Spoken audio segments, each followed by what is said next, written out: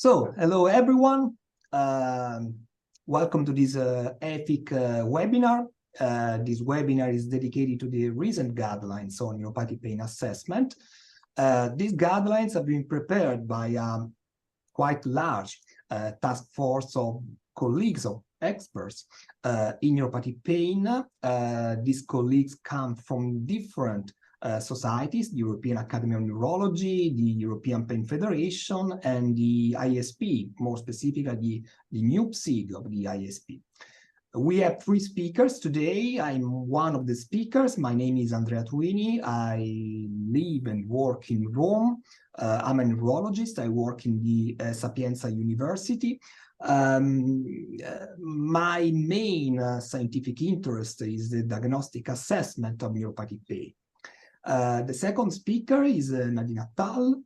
She works in Paris, more specifically in the Paris Saclay University. I don't think that she needs any introduction because you know that she's a great expert on neuropathic pain treatment. She's an expert in pharmacological treatment and neuromodulation. She has published many articles dealing with these two topics. However, she is also an expert on screening questionnaires. The other speaker is Luis Garcia-Larrea. He works in Lyon, in the Claude Bernard University in Lyon.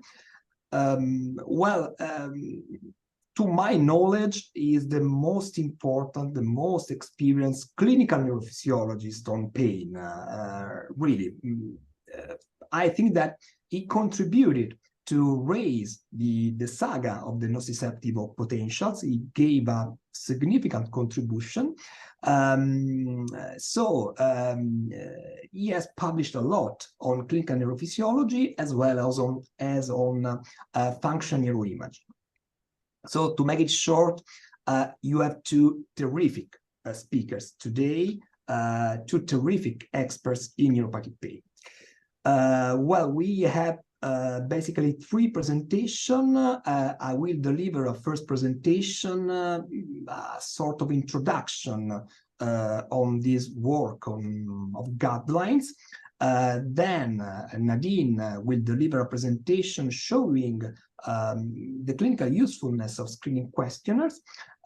Louise will deliver a presentation on function neuroimaging and clinical neurophysiology, maybe mostly nociceptive potentials, and eventually I will give a presentation on QST, skin biopsy, and I will tell you some conclusive remarks, some conclusive points about these guidelines.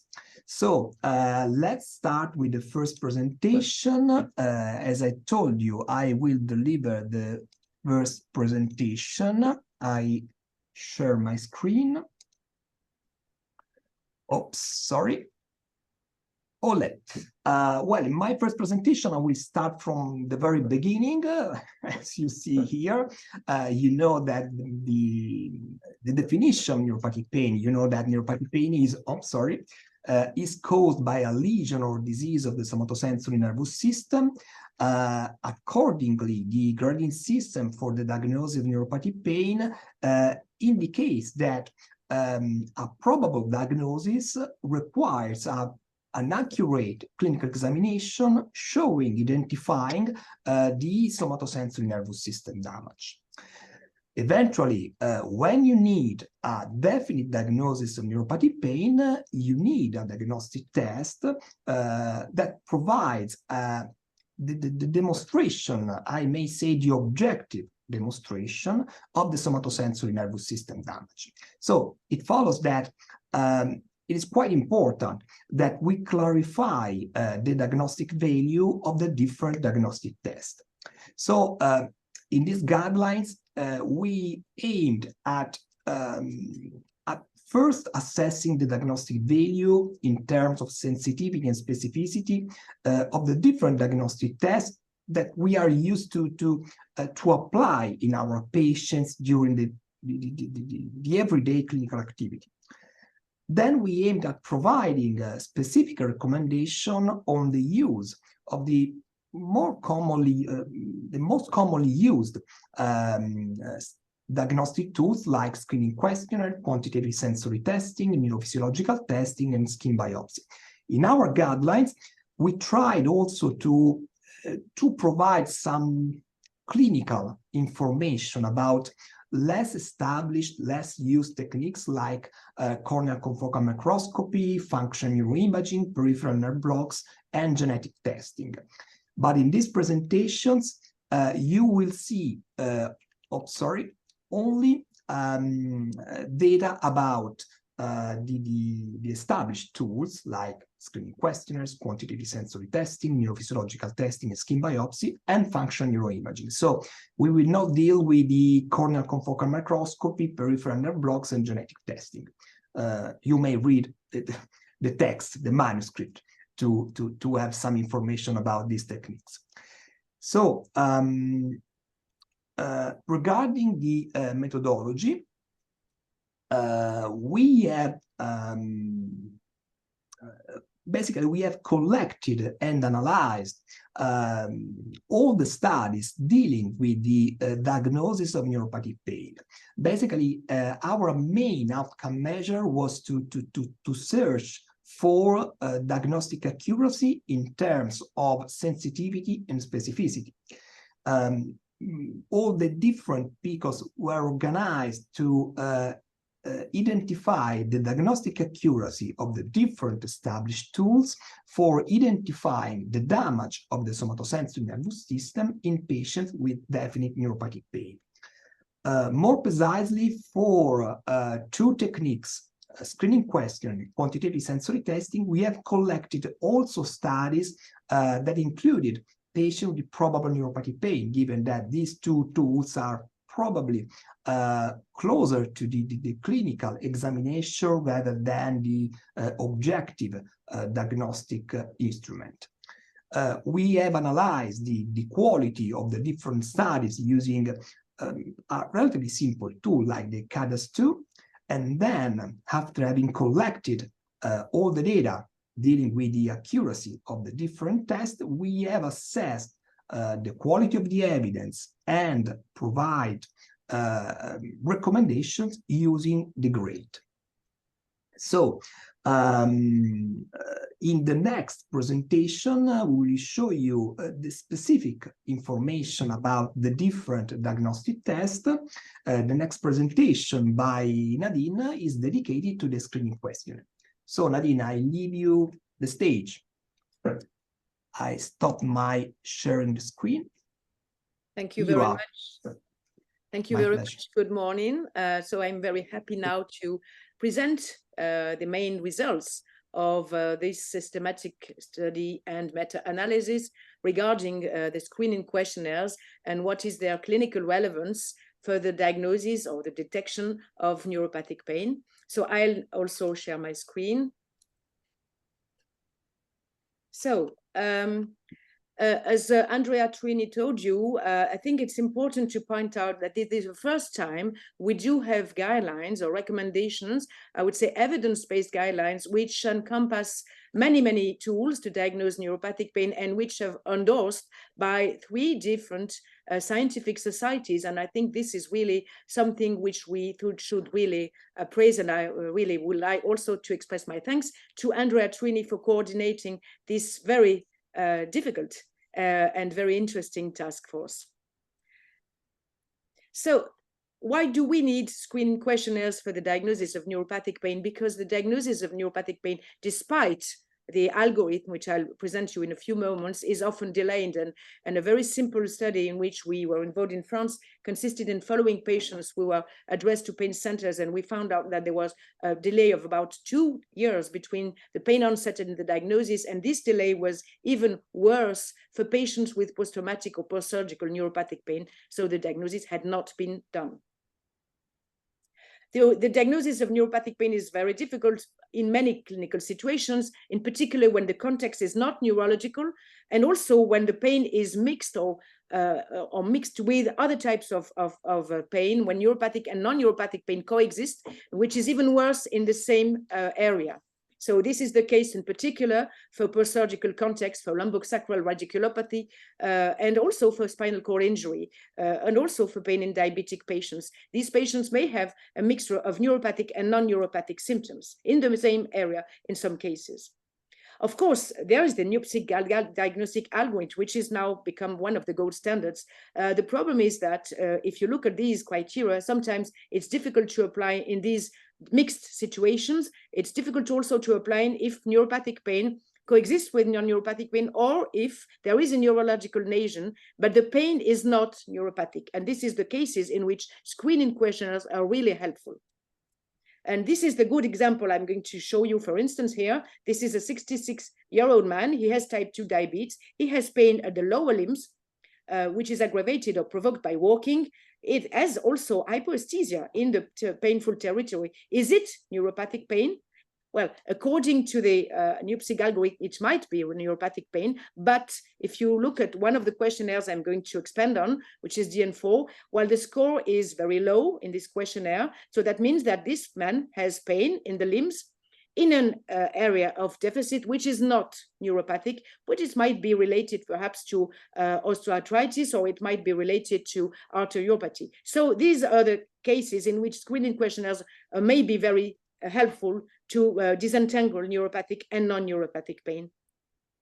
And so these screening questionnaires, they are based on symptoms, sometimes also signs, which are shared by multiple neuropathic pain conditions. And of course, pain is pain. That means that pain is a subjective phenomenon. And so screening questionnaires are based on patient-reported outcome symptoms. So these are not only based on signs, but there's a combination of symptoms. And these are the symptoms which you see, which are most commonly stated by the patients. And so these symptoms, and this has been shown, show that there is an accuracy, a clinical relevance of using these symptoms to make the diagnosis or to screen neuropathic pain. And this is, I think, important.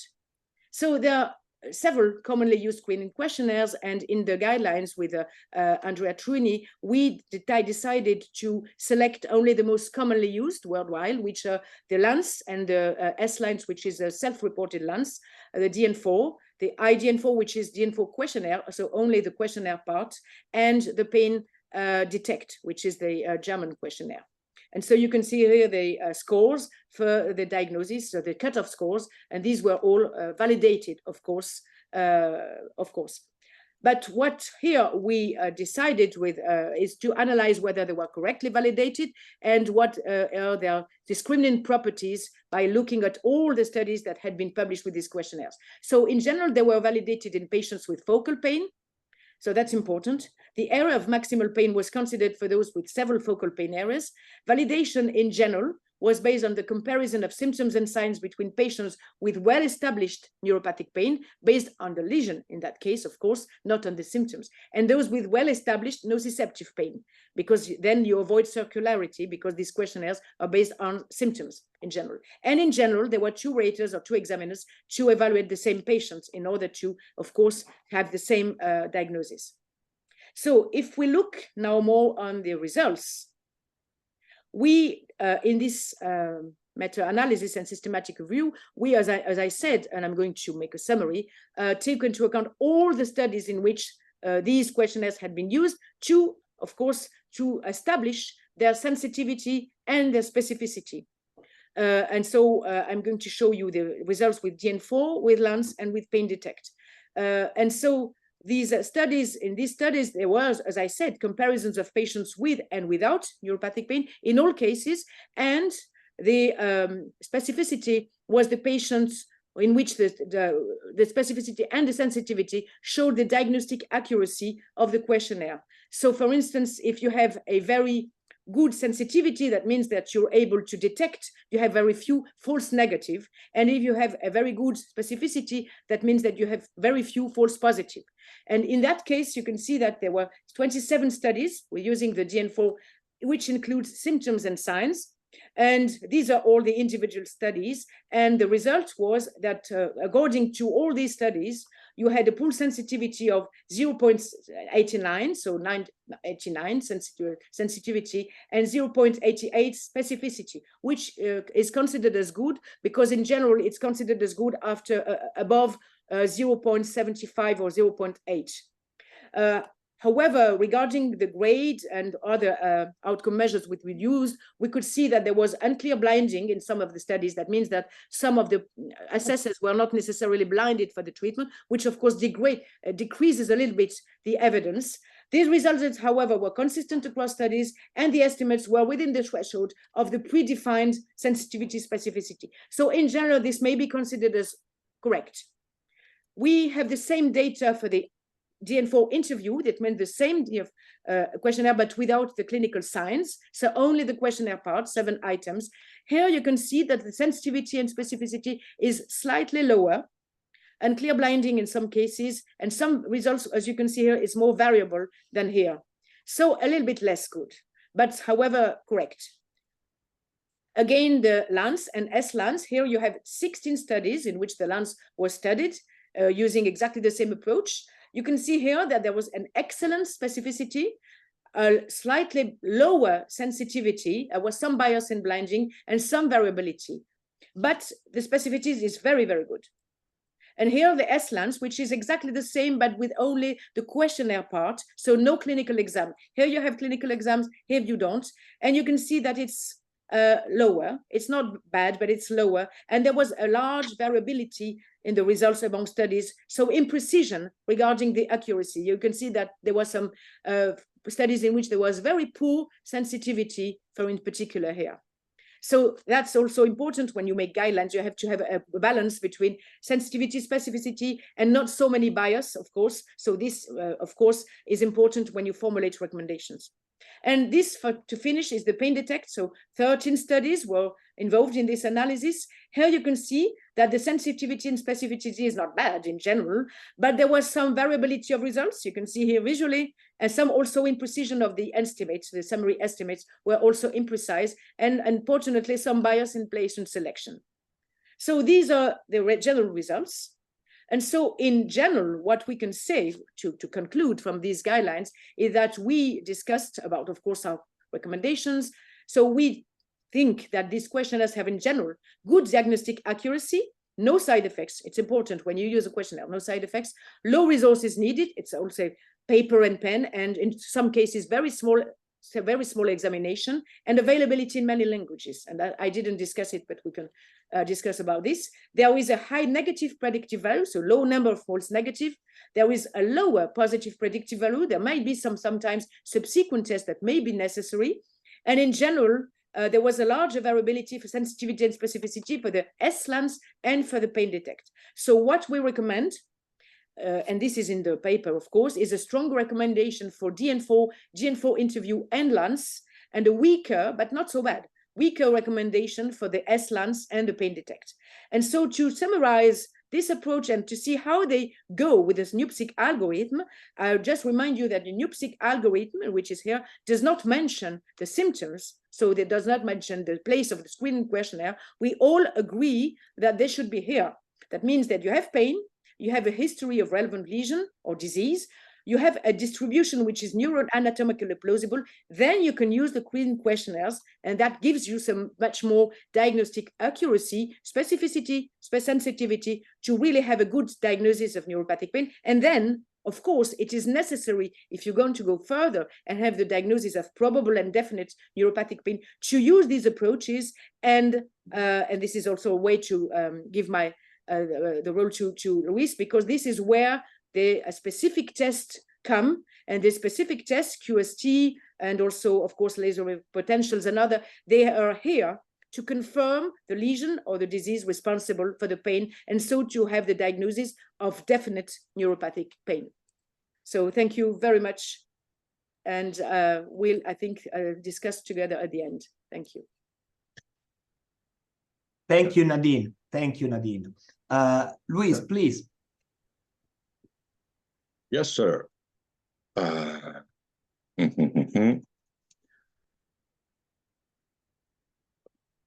Sharing the screen. Okay, so after Nadine, beautiful presentation. Many thanks, Nadine. And again, thanks to Andrea Truini, who led us to do this difficult job was still ongoing, because everything in this life and pain life is provisory. So I do a very brief survey on the clinical relevance of the two points that are my task today: functional neuroimaging and clinical neurophysiology. I will start with functional neuroimaging because, as you will read when you will read and complete this beautiful paper, you will see that the first thing that say is that functional neuroimaging is not used for... Luis, I'm sorry, we do not see your slides. I don't know whether you think that you have already started. Theoretically, I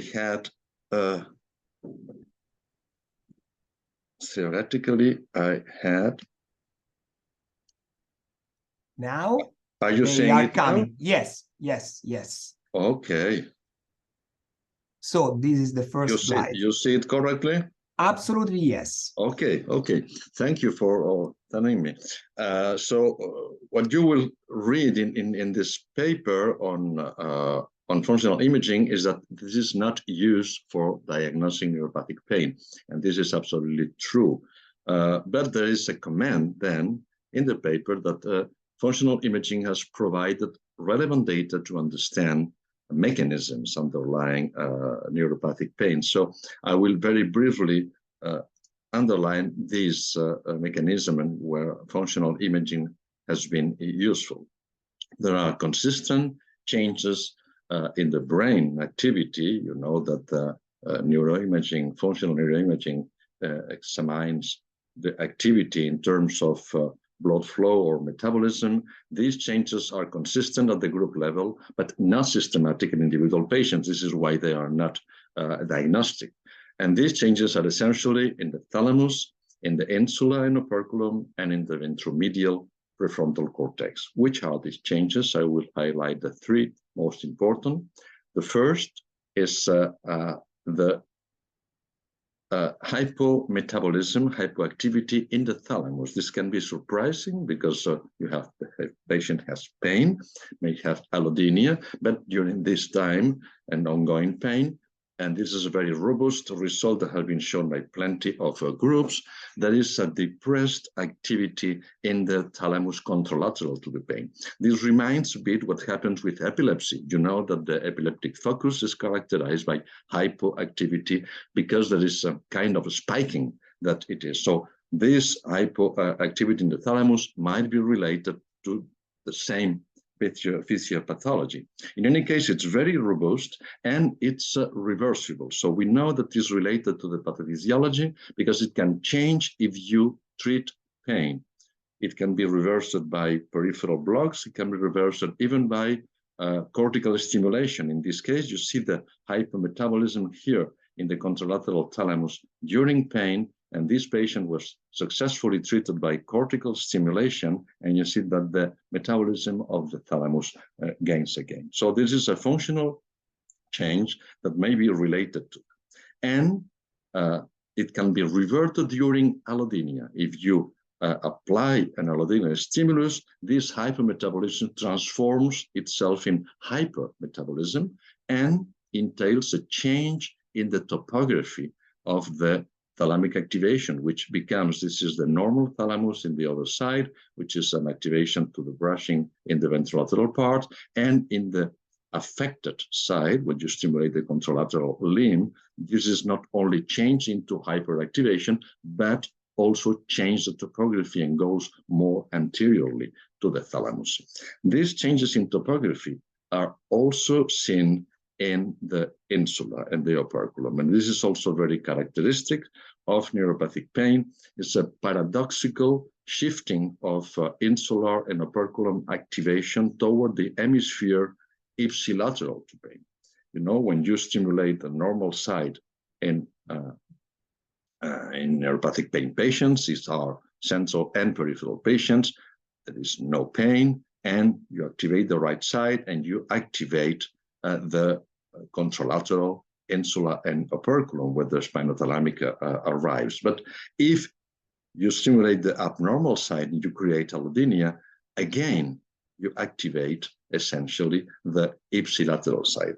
This is difficult to interpret, but this is consistent. It has been shown also in peripheral pain. You see here another example. The stimulation with a normal side to the right generates this activation in the operculo-insular contralateral, but the stimulation in the allodinic side then again activates the ipsilateral more than the contralateral. You know that there are about 15% of axons that go to the ipsilateral in the spinal thalamic tract, go to the ipsilateral thalamus and ipsilateral hemisphere.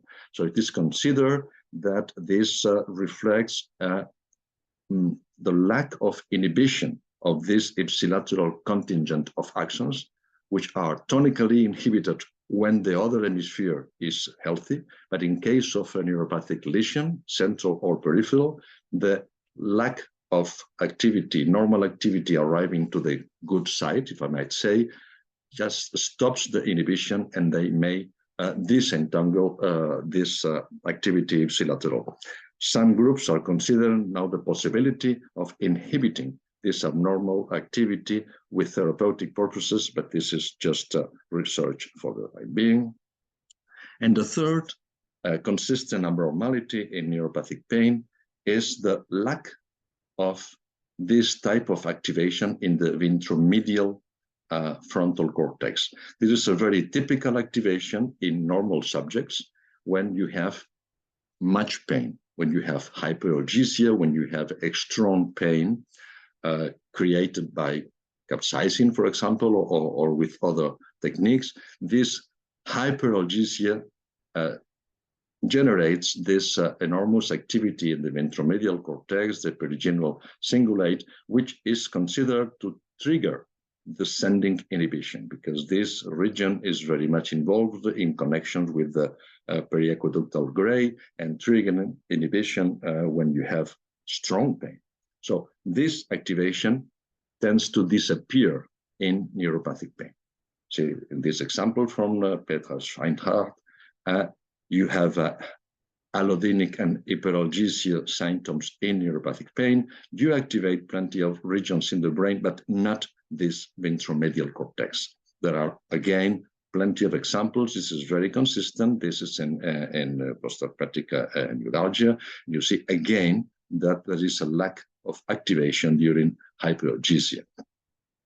This, as I said, is considered to reflect a lack of the possibility to trigger descending inhibition. And this is all the more so that very recently, these are data from the Karen Davis group in Toronto, it has been shown that this connection between the ventromedial prefrontal cortex and the periaqueductal gray triggering descending inhibition, the functional correlation between these areas can predict whether the patients with neuropathic pain will respond to some invasive procedures, in this case, to ketamine infusion. So the lack of this activity and the lack of correlation may also predict the lack of response because of lack of descending inhibition capacities.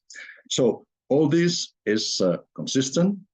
The thalamic hyperactivity is like an epileptic-like session. The paradoxical lateralization in the insular and operculum is probably linked to the disinhibition due to this deafferentation, and the lack of perigeneal activation in medial frontal cortex may represent a lack of engagement of descending inhibitory controls.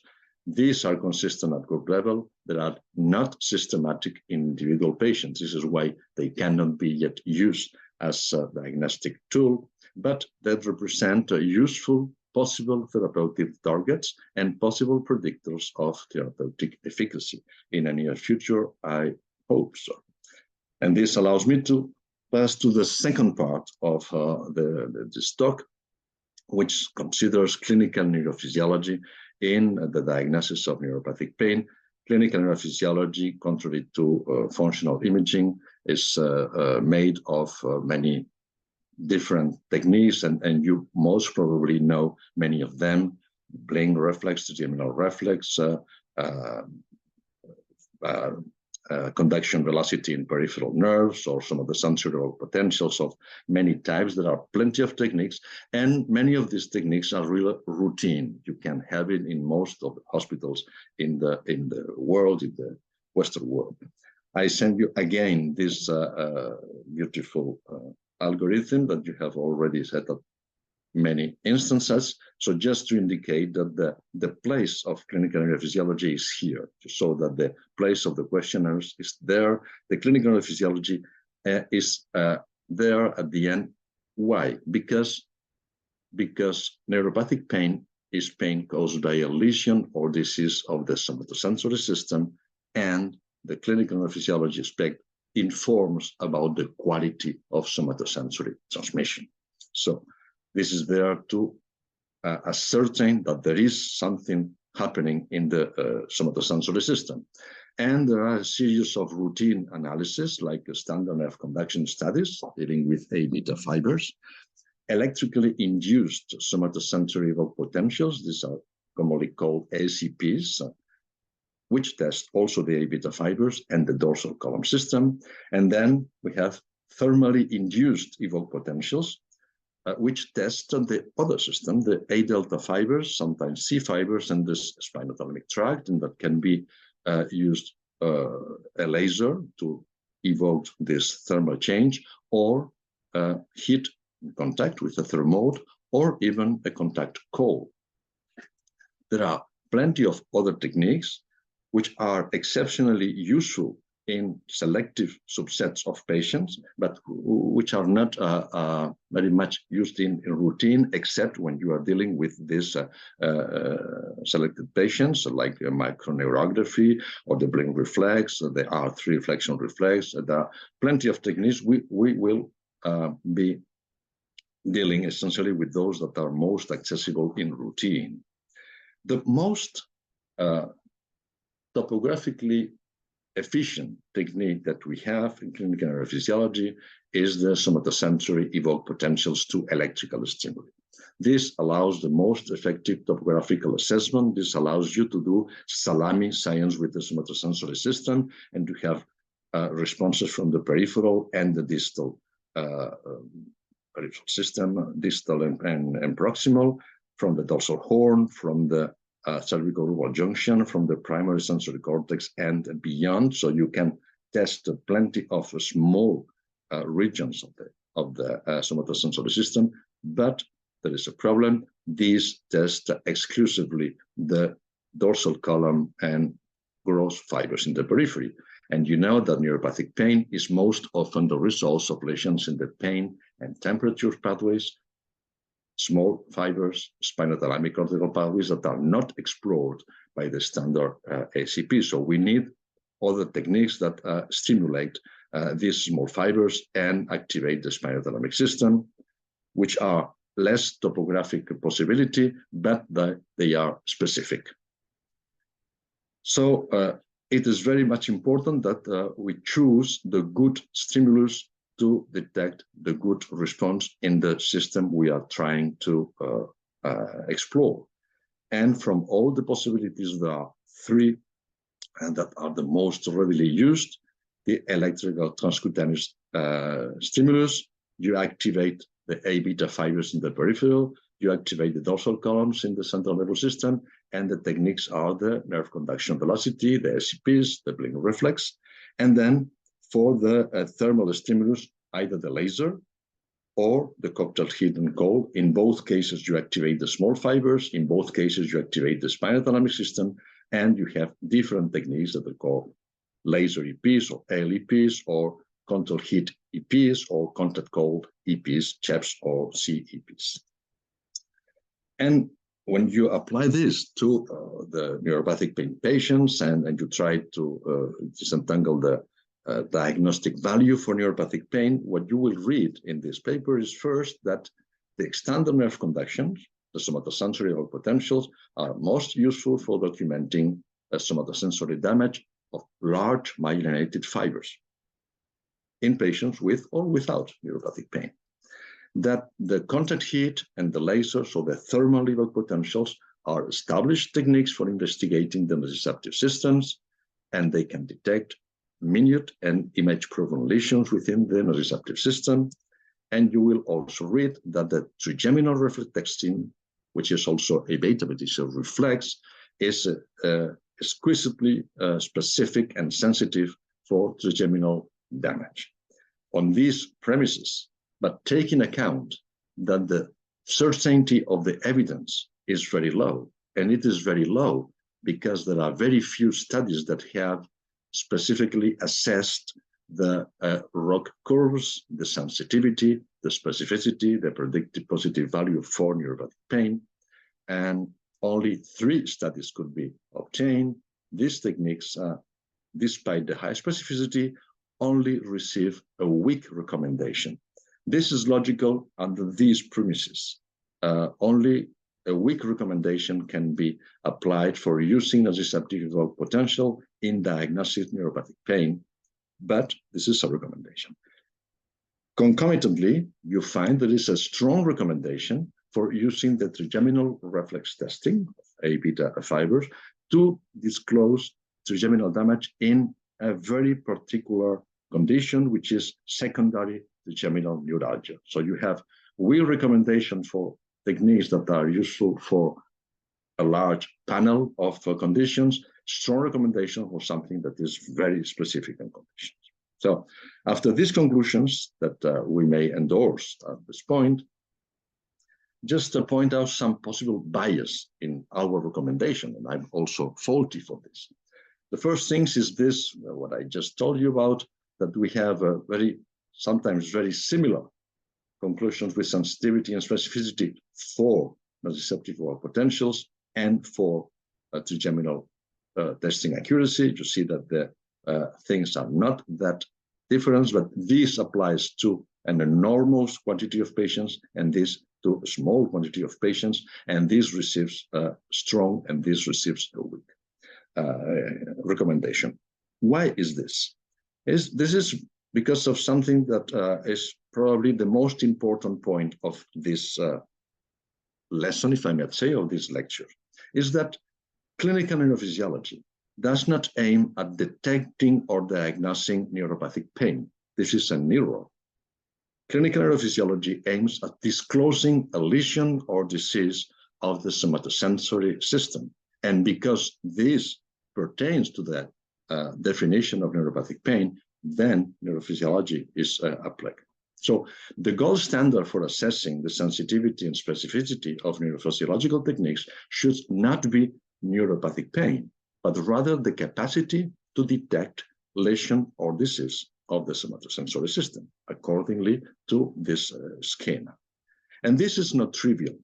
I will show with 2 or 3 examples why this is not trivial. If we study the sensitivity and specificity of thermal evoked potential, for example, in syringomyelia, whether it is neuropathic pain or not, just we study whether they are sensitive and specific to detect abnormality of the somatosensory system. These 2 papers are the 2 seminal papers, both published in Brain, both published in the same year and the same issue.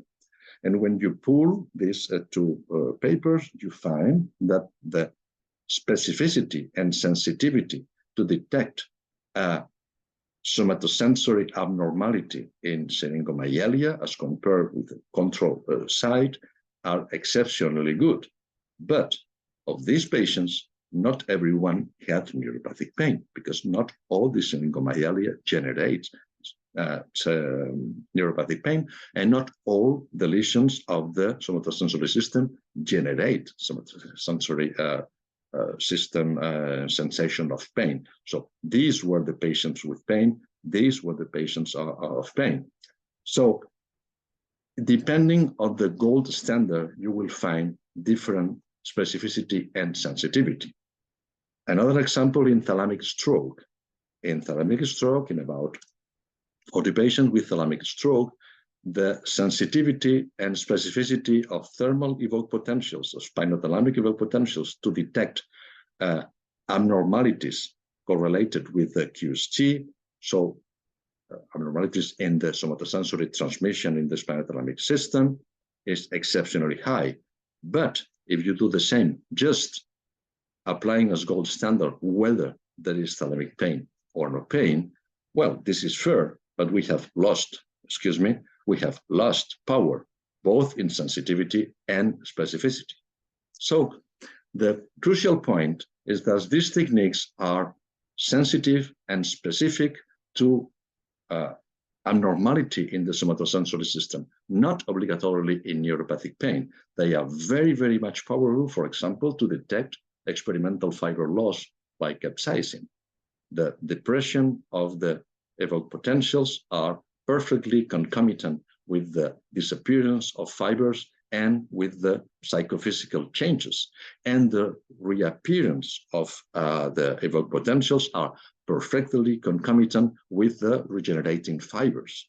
So they are able to do that. But clinical neurophysiology does not detect neuropathic pain. They accurately detect lesion or disease of somatosensory system. This is a condition for NP diagnosis, but this is a condition. The choice of the stimulus determines which subsystem is studied, large or small fibers, dorsal columns, or spinothalamic. But detecting the somatosensory lesion is not a synonymous of diagnosing neuropathic pain. If properly applied in the algorithm, they will transform your diagnosis from probable to definite. And this is also one of the conclusions. I think that I stop here. Thank you very much. Thank you very much, Luis. It was really a great pleasure to listen to your presentation, the presentation by Nadine. Now I have my last presentation of this webinar and my last part. I think that, yes. Give me a second.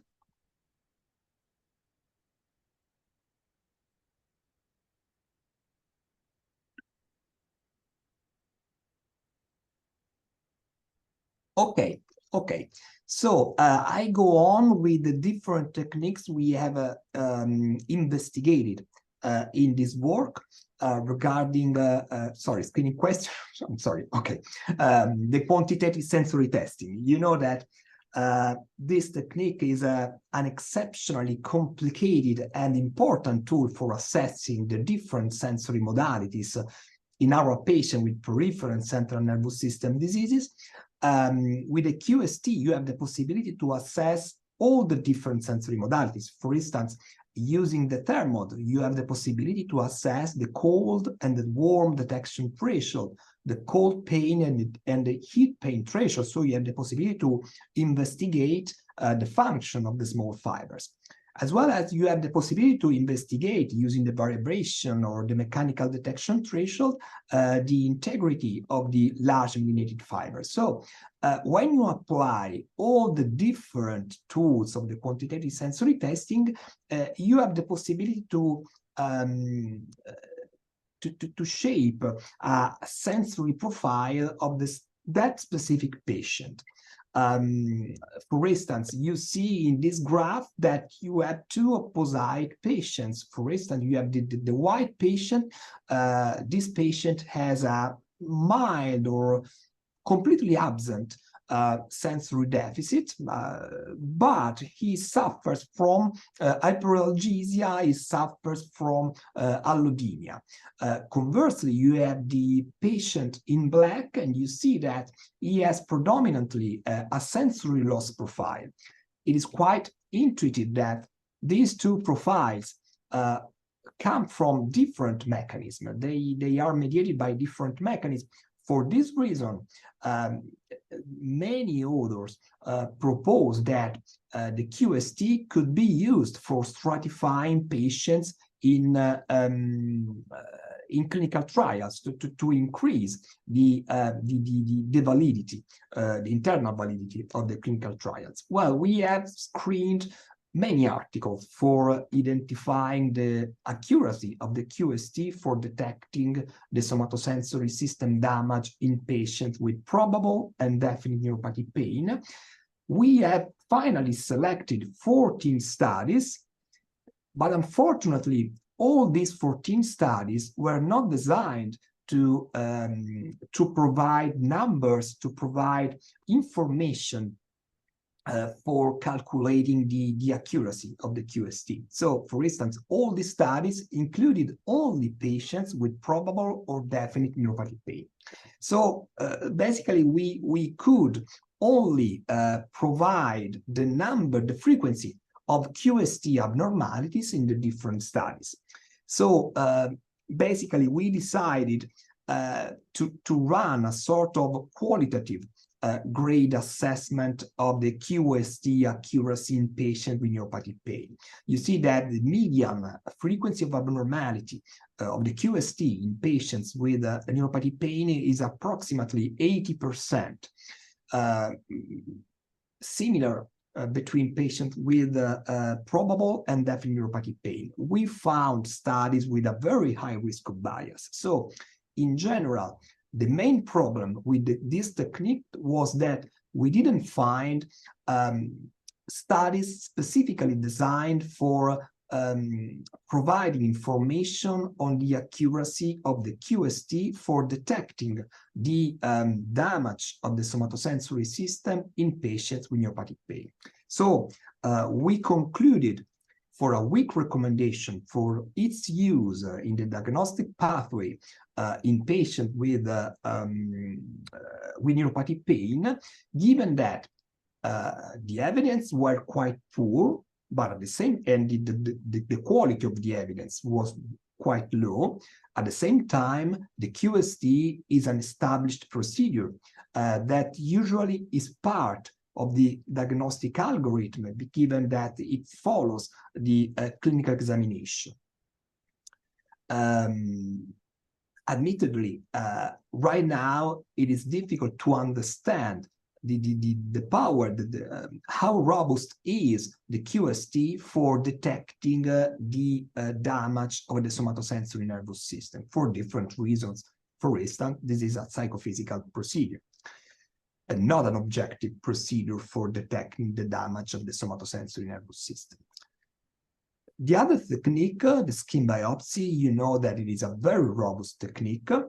You know that you can use this quite small puncture. You collect a skin sample of 3 millimeter diameter. Then you can apply a quite old-fashioned bright field immunohistochemistry, or you can use an indirect immunofluorescence with or without the confocal microscopy. Basically, you have to count the number of the epidermal fibers you see here. This is the basement of the membrane between the epidermal region and the dermis. Of course, when you have a patient with a selective damage of the A delta and the C fibers, for instance, a patient with small fiber neuropathy, you may find a reduction in the intraepidermal nerve fiber density. So the main outcome measure of this technique is the reduction of the intraepidermal nerve fiber density. At the same time, yes, you can calculate the density of the epidermal fibers, but you can also investigate the autonomic structures in the dermis, for instance, the pilar rector muscle innervation and the sweat gland innervation. You know that in many patients with small fiber neuropathy, with peripheral neuropathy in general, the autonomic disturbances are important, are frequent. In some patients, they are more important than pain in some instances. So the point is that this is an established tool for investigating the small fiber damage in painful neuropathies. We have screened many articles, we have evaluated many articles, but also in this case, the number of articles that provided, as I told you before, the numbers for calculating the sensitivity and specificity were only 6. These articles were relatively consistent, and the pooled sensitivity and specificity in quite a large number of patients was approximately more than 80%, with, if you see this confidence region, you see that the estimate was relatively precise. So given these results, we decided for a strong recommendation. The quality of the evidence was relatively low, however, the evidence was relatively consistent across the different studies. The sensitivity was, and the specificity was relatively high. Of course, it is a test that is useful when the other diagnostic test cannot provide the evidence of the somatosensory system damage, for instance, the nerve conduction study. So, in conclusion, Louise has anticipated some limitations. Let me say that in our work, we tried to identify the accuracy for detecting the somatosensory nervous system damage in patients with pain. So the point is that our outcome measure was the damage of the somatosensory nervous system in patients with pain. Unfortunately, many studies using some tools did not clarify whether that patient had pain or didn't suffer from pain. So, for instance, we have excluded some studies, given that we did not understand whether it was possible to have the information on pain.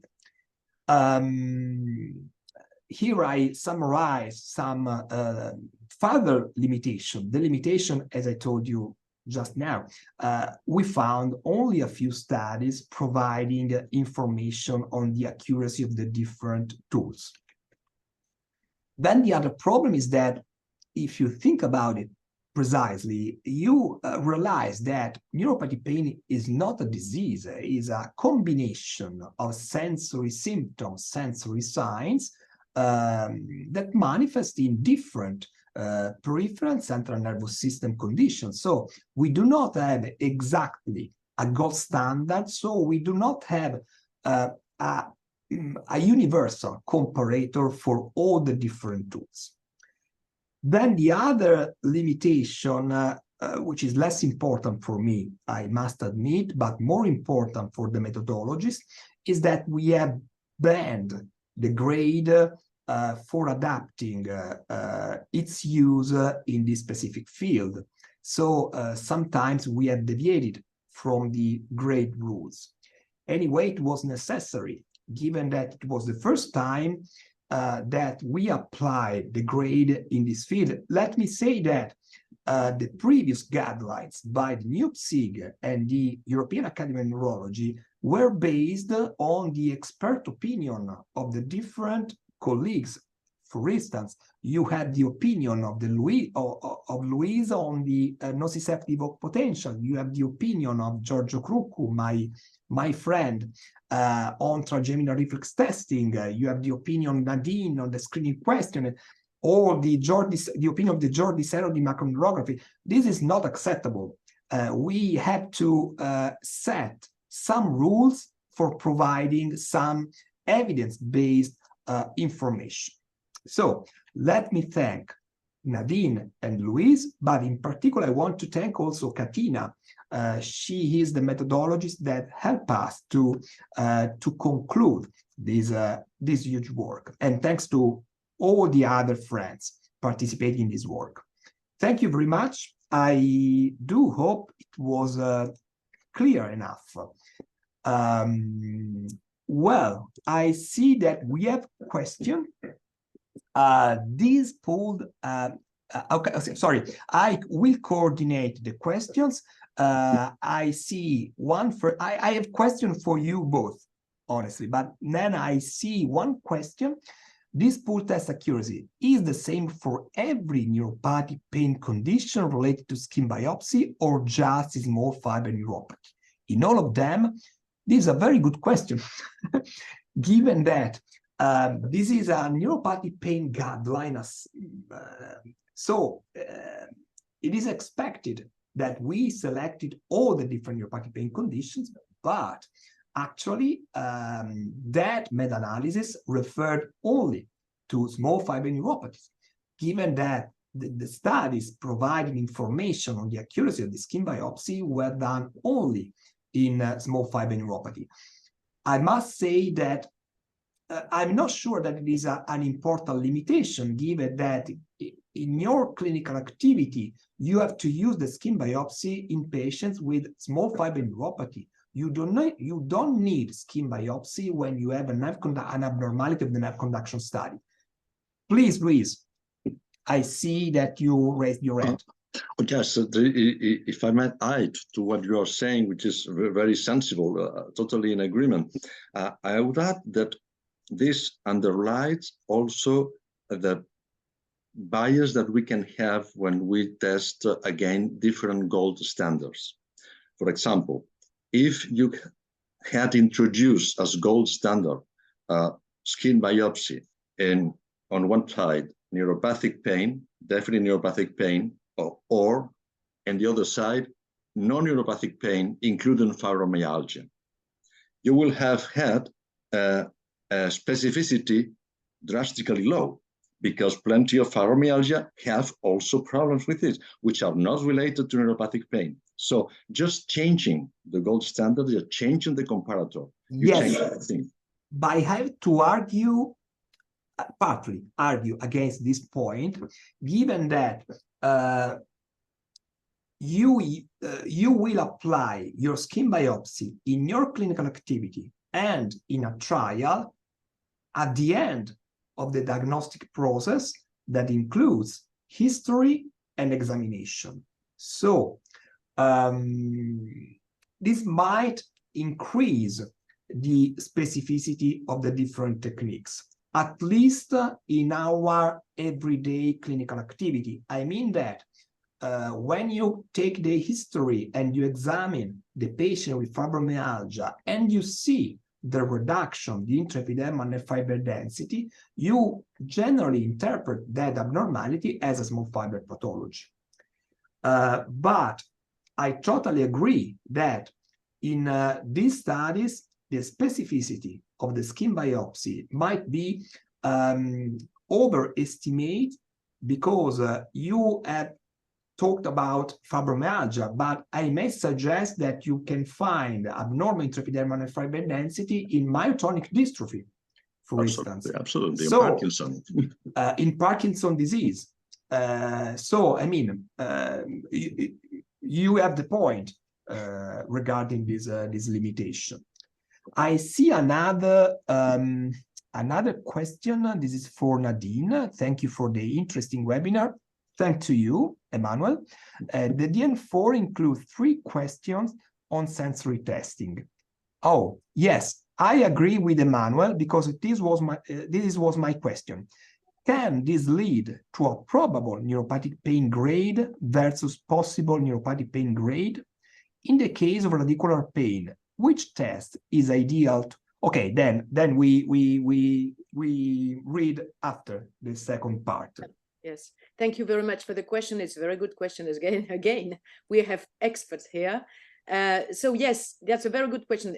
Yes, indeed. If you have a sensory, because the DN4 has a very short examination, but still it is a standardized examination, which is essentially mechanical. It's not thermal.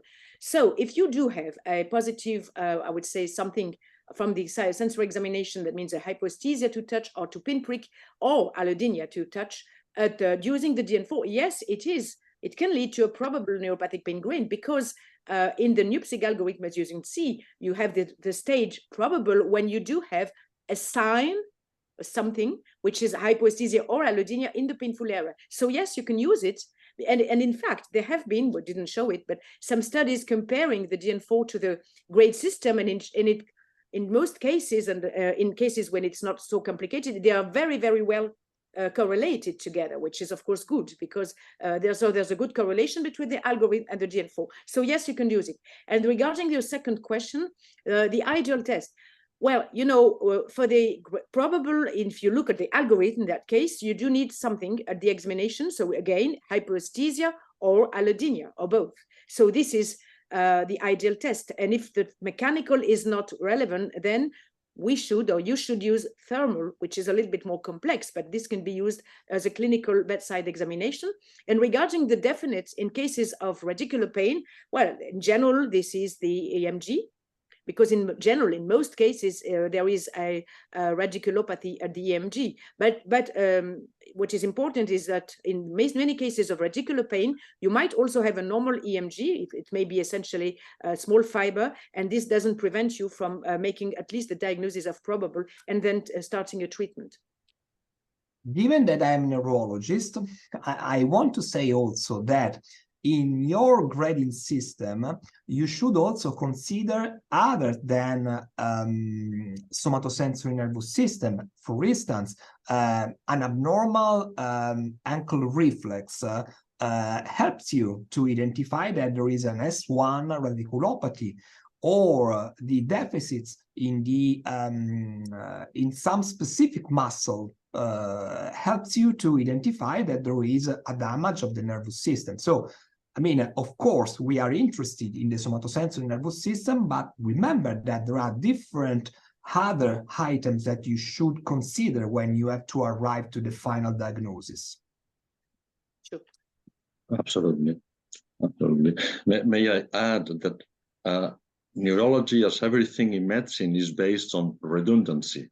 We love redundancy because redundancy means that you are approaching the truth. So for our listeners, I should say that don't be afraid of doing different tests that are going to in the same direction, because the more tests you will have in the same direction, the more confident you will be to treat your patient, and you will be in less than an error. I have a question for you, Luis, regarding the autonomic system. Given that you mentioned the QSART, I don't know if you have an experience on the pseudoscan, which is a quite easier than the QSART. Do you have some experience on that? Do you have some information about its usefulness? Or you don't use it, you don't have a direct... the pseudoscan, I do not use it anymore.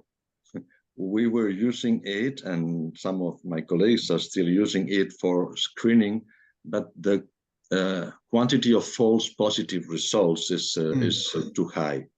Okay, so I think that it might be useful for a general practitioner, just to screen thousands of patients and select or not. But to do a diagnosis, I think is much more useful. Just all other tests of autonomic tests, even those very simple, like the sympathetic skin response or pupillary reactions or something. Okay. In this sense, and because we were speaking about the importance of having the screening of allodynia, this vegetative, this is what our Swiss colleagues call the pain autonomic interaction. They are working very much for this in Zurich and also in Rome and Lyon. This pain autonomic interaction is in the hands of a neurophysiologist quite interesting to objectivize allodynia, for example, because you can have an enormous vegetative reaction that tells that there is really allodynia when you are just brushing the skin. Okay. We have another question. Let me see. Since nerve roots are mixed sensory and motor neurons, how can this be merged with the NeuPSIG algorithm? Maybe we were discussing it before, that the algorithm indicates the somatosensory system, but clinicians should remember that they have also other clinical points, like the tendon reflexes or the strength in some specific muscles. Let me see if we have additional questions. It seems that we do not have more questions, so we a bit late, not so late. So thank you very much, because really it was a pleasure to do this at distance meeting with you, and I really do hope that it was useful for our attendance. So Nadine and Luis, thank you very much, and I do hope that I will see you very, very soon. Bye-bye. Hope so. Hope so. And thank you to Melinda for organizing all of this. Thank you, Melinda. Thank you very much. Thank you very much. To Andrea for leading this task. Thank you. Bye-bye. Bye.